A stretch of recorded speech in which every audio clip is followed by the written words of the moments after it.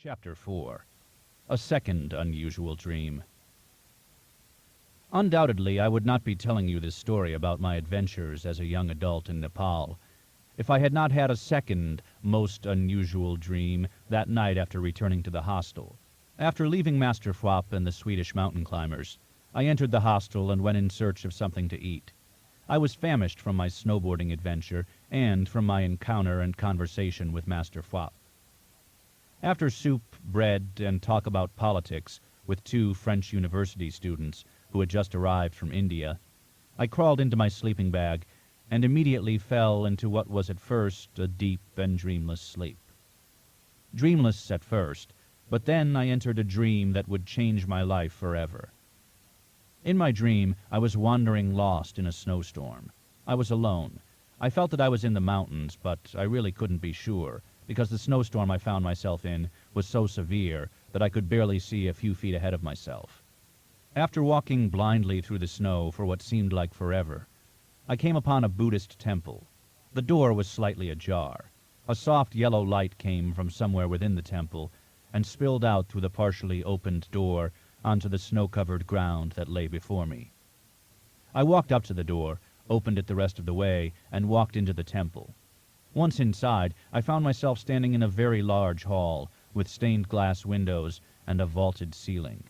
Looking around, I saw that the hall was lit by hundreds of small, flickering candles, arranged in neat rows on iron racks attached to the walls. Directly before me, at the front of the room, stood a large, white marble altar.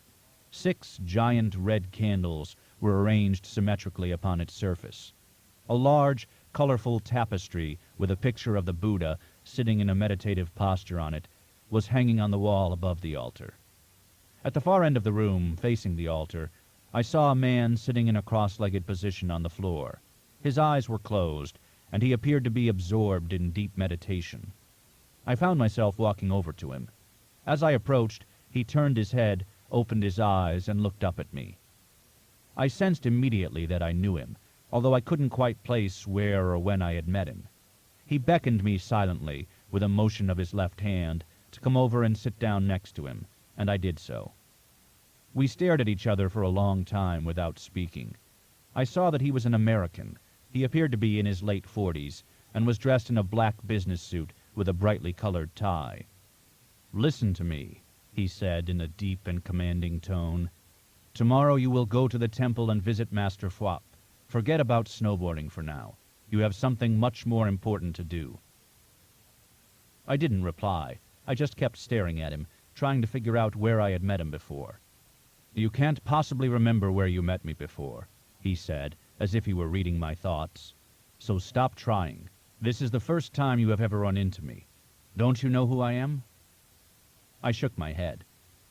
"Well, I would think it should be obvious to you," he said with a strong laugh. "I'm you.